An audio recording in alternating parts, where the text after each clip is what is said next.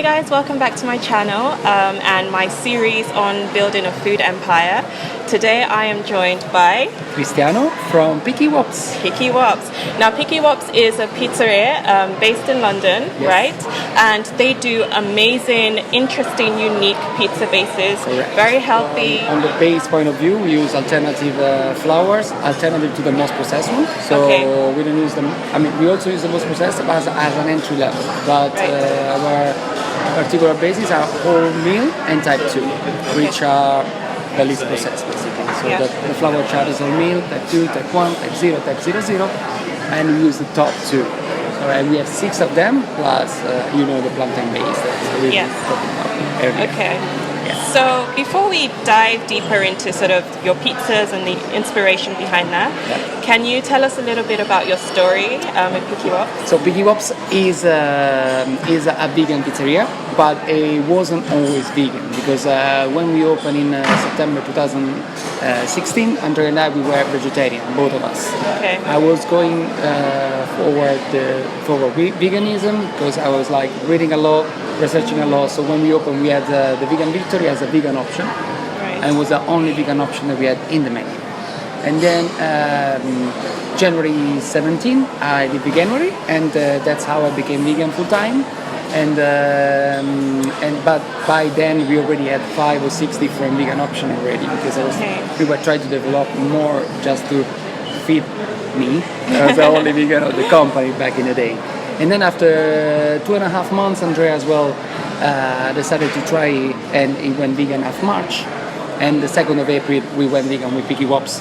So PickyWops became 100% vegan pizzeria. Okay. And from there, it's been a roller coaster because we opened our second location within a year. Mm-hmm. So the things were going pretty well.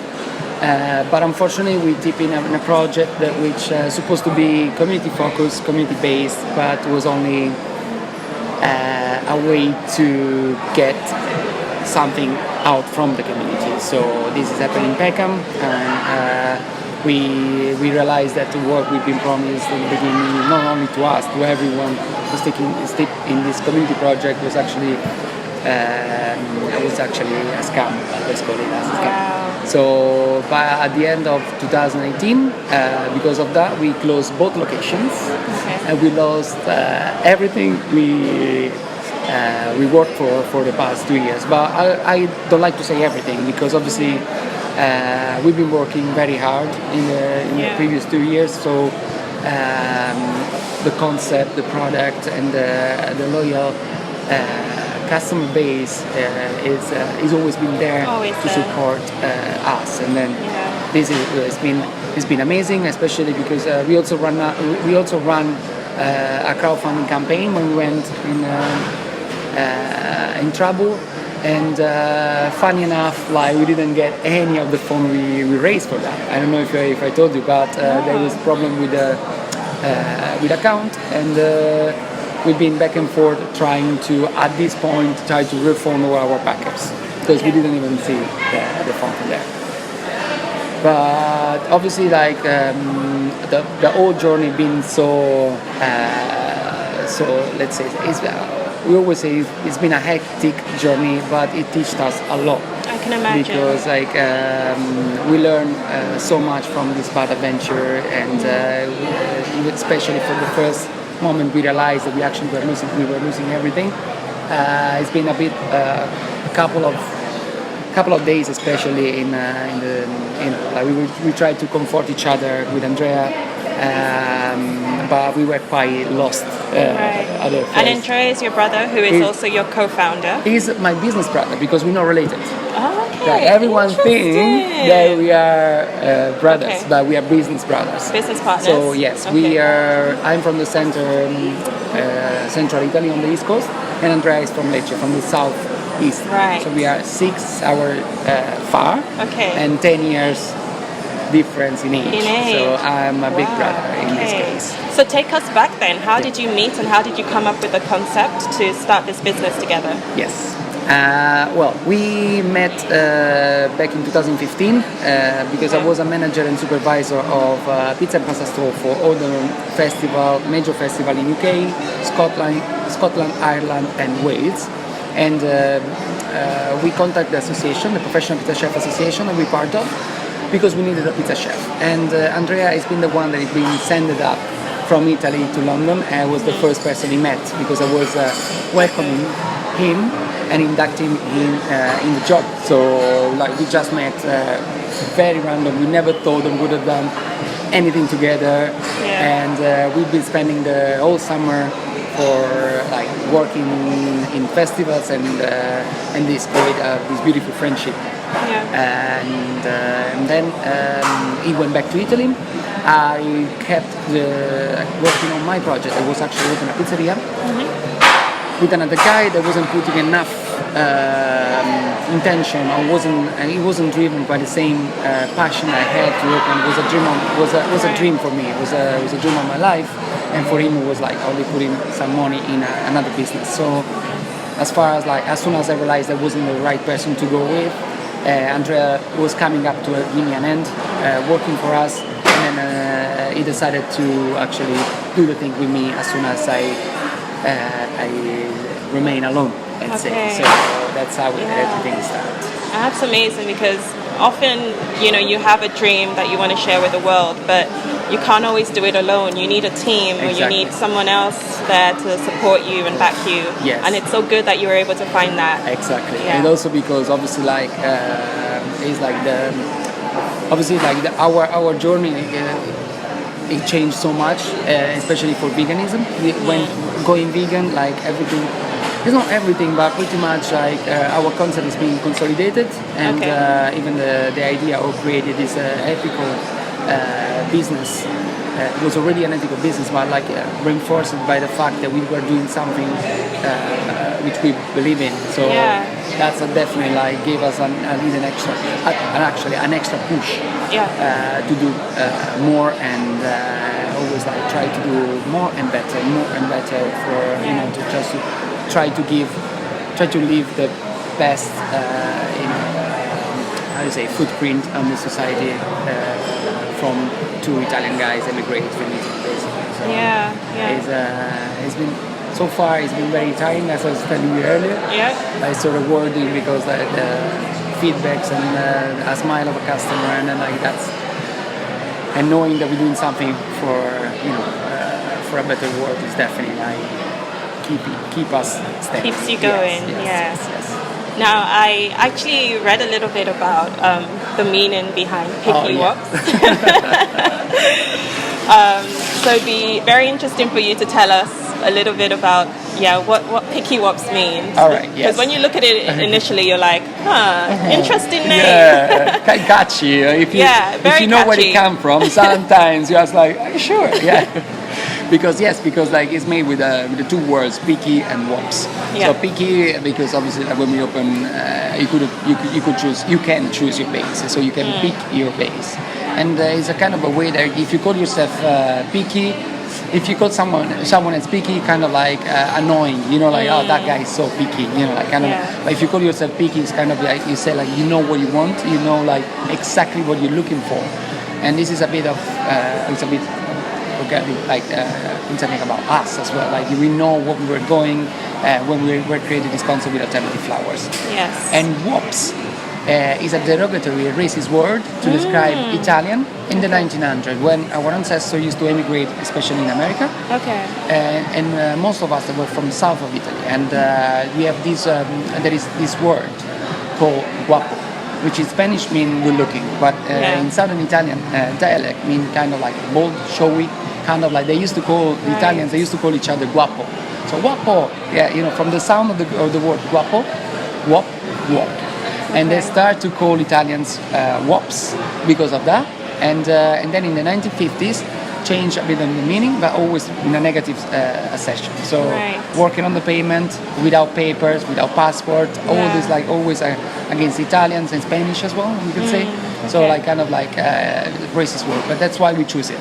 because obviously we are against all type of discrimination, racism, and like, you know, and we want to reclaim and show that you can be offended by a word. It's only like something that a word is something that cannot bring you in a negative. So you're almost like taking that negativity but changing it into something positive. Exactly. We want to reclaim it, and then our goal is like in the future, like people will know the word "wop" more for us than for the bad meaning that it used to have before. Yeah. I mean, it's a kind of like it's a long-term kind of target, but definitely like we're very happy to try at least. But that's clever. It's very clever. What are some of the other challenges that you faced along the business journey of starting PickyWops? Okay, so the biggest challenge is, to be honest, after almost 3 years in business, is probably have to deal with a capitalistic society. That probably is the biggest challenge, because we realize how still strong the power, or at least attempt of big corporation to step on young and small independent businesses to grow themselves, and they kind of like use small businesses actually using small businesses. Okay. And we could always overcome this kind of problem, because we always been very independent, so we always could say whatever we feel, whatever we thought was right, and treat our people in the right way. Like you've been just very open to change along the journey, very flexible, willing to change your views about things. 100%. Yeah. That's a very, I guess, important trait to have in business, right? Yes, it's risky sometimes, and we face it when we went from an omni place to vegan. When we went fully vegan, obviously, like we had a little drop. For the customer, that, you know, like there is a lot of propaganda against veganism, and people see vegans as like weird people, or made up, or artificial, or chemical, whatever, new food. So sometimes it's difficult to change. But obviously, like we're leading as an example. So we want to show that it's possible. We want to prove that you can have the same kind of feeling without miss anything about the old way, and that's why also.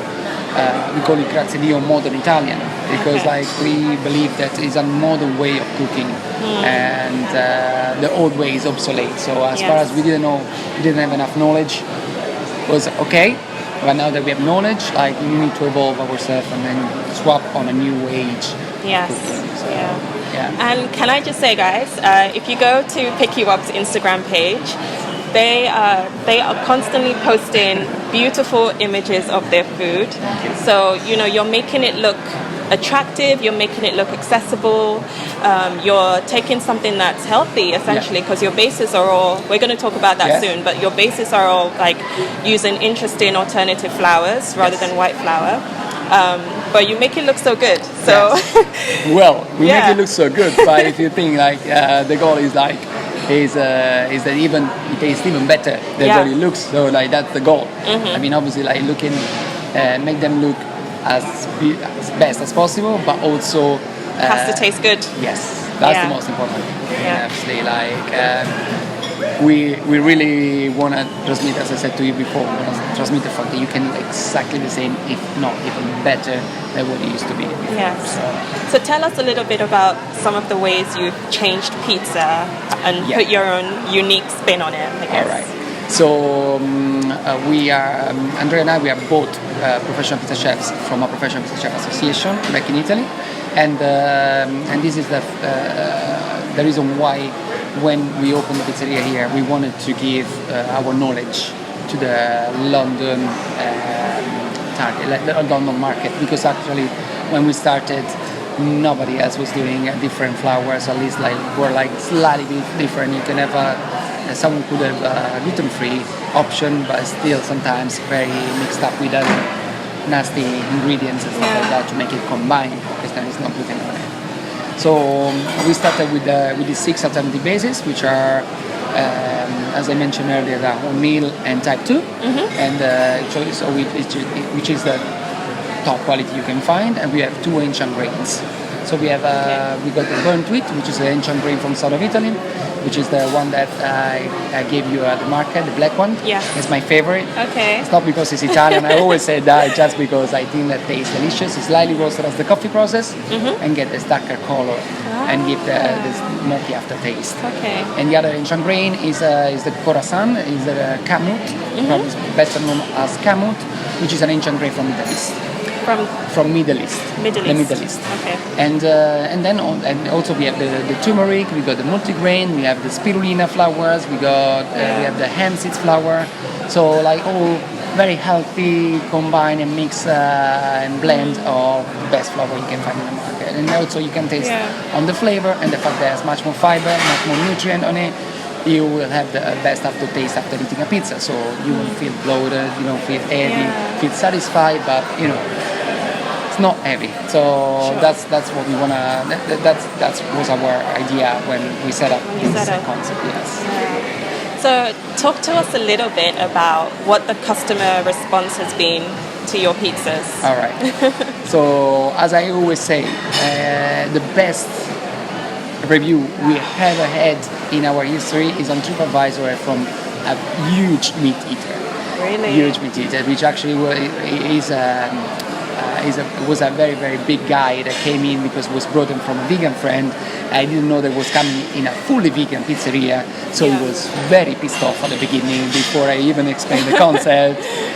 And I wasn't scared, but you know, like you feel the tension when you sign this kind of a situation. And obviously, like talking through the menu, I explained the concept as I did it to you about the alternative flour. It started to change. It was like obviously he was a smart guy, you know, even if he was pissed off, but he could understand that we were doing something different. And he left us like a huge review on TripAdvisor after the meal. Because he said like we just opened his mind of vegan food. He's like one of the biggest meat eaters. And he's still on there. He's still on TripAdvisor, so you can even like go and check it out. It's beautiful because obviously like that's our goal. Is we love vegans and we want to feed all the vegans in the world. But our target is non-vegans. And we want the veganism going more and more and more. So we need people that is not vegan to try and understand that you can have it. So for us that's the best results we can have from a customer, and so far like we had more than one feedback of not realizing either that was vegan. So after we lost everything, as I mentioned earlier, we've been offered the back kitchen of the White Horse in Peckham. So for a couple of months we kept doing a bit. Obviously it was a back kitchen, second kitchen, so we kept doing our pizza for our loyal customer, they could, you know, like a little setup we had, and the way that we were serving was from a counter, open kitchen. People were coming order to us, and we were delivering the pizza to the table. Wow. And so many times happened that people were coming back to the hutch, and it was like, man, this is the best pizza I ever had. And my line is always the same. So it was your first vegan pizza? And I was at the time like, no, I didn't take the vegan. I was like, well, man, it's everything vegan. So that's the best. Probably that's the best feeling ever. I can imagine. Yeah. And you guys have definitely been able to build a really good community of people. Yes. What are your tricks and tips? Is it just being consistent on social media, being friendly? Like, what are the secrets to, you know, loyal customers? Well, I think apart from good products. Yeah, I mean the thing is like there are a series of reasons, I guess, why we have this base of people that actually believe in us and support us. And talking about social media is, as you know, is a full-time job. So having a place is very difficult sometimes to be consistent, which is one of the key. Consistency on the social media, but is also the fact that we're very authentic. So the reason why we never get any company on board to look after our social media is because we believe that whoever follow us or whoever wanna see what we do is wanna see the authenticity of what we do. Yeah. So and even the fact that sometimes when we don't post or when we don't do story, we receive message, oh, everything good, what's going on, and then obviously because like even if we would love to be every day on, on spot and then like post every day, stories every day. Sometimes you're very tired, and you know how it works when you do a market and you go back, and then especially when you try to come back from a bad situation, like you have to work a little bit harder than usual. So I think that the key for us is authenticity. That's probably wonderful. The first reason why people are still you're very honest with your followers. It's like you take them on the journey with you in a way. I've noticed that. Yes, and then also the fact that we didn't realize how many people like sometimes stop us in the street. Oh, PickyWops, I follow you, and then like I say like, oh my god, like the heart rate is just like go a little bit faster because I say, oh my god, like because you cannot, you don't realize that you actually could be in someone else's life and affect them in a positive way because so far like I love your stories, I love hey guys, like the fact that you're always smiling, and that is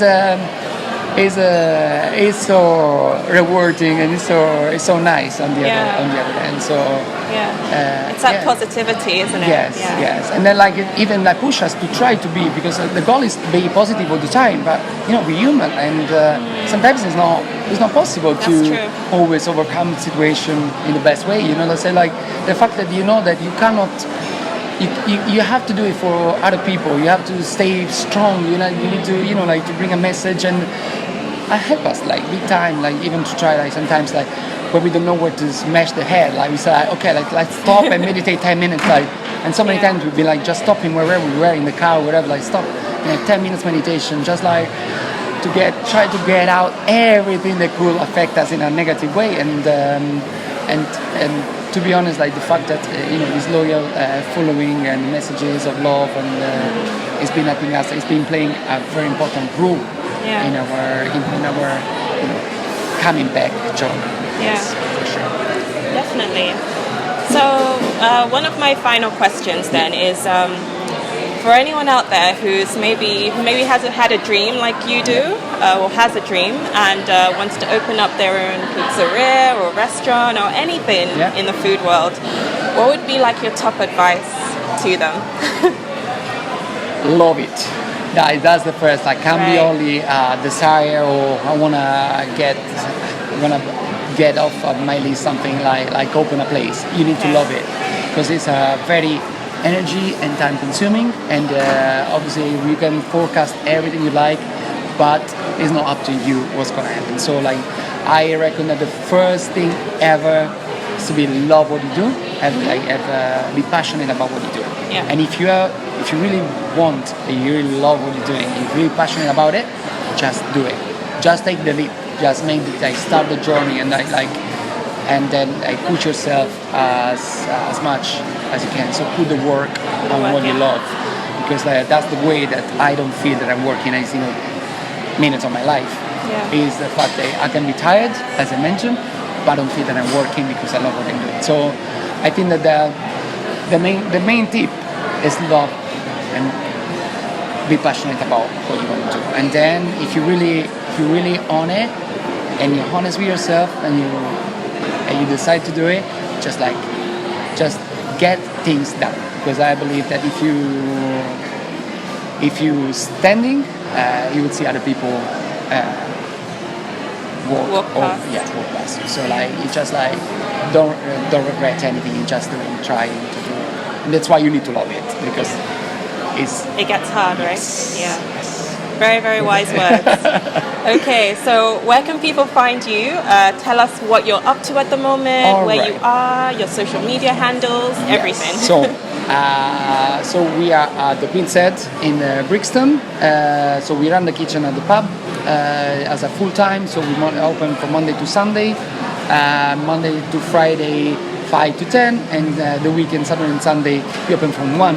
Because being a pub, kids are not allowed after 7. Okay. So make sure to come before if you want to come with your family, with kids. And also our latest project is this project, Grazie, which we team up with Tommaso from the Fish Out, when we've been offered this spot from Jamaican lady, actually, from the village. She owns this Italian place, and it's called Grazie Dio. We call it Grazie Dio, it's vegan, because Grazie Dio in Italian means thank God. So thank God it's vegan. And we just opened like not even a month ago. So it's still on the try to find a pattern of it. But we open from Wednesday to Sunday at the Brixton Village Market. You'll find a Unit 81. And it obviously is vegan Italian food, modern Italians, and yes, and also we are on Instagram, where you can be updated with everything, because that's the platform where we are more active on. Okay. So you will find out which market we're gonna be, which event, which show, which festival, and we're gonna be at Vegan Campout as official pizzeria. So. I think that is a great event. First time we're going. We've never been there once, any single time yet, not even as a customer. So, but we can't wait. And plus, we are pretty much on with every 2 weeks in Portobello, Portobello Vegan, and the Brixton Vegan Market. We love it. So as much as we can, we're gonna do on a Sunday, and just like follow us, and you will find all the information. Yes. So guys, I'm going to leave all the details in the description below, so you can go check out PickyWops. So thank you so much for watching. I hope you found this video really helpful, and I will catch you in my next video. Bye.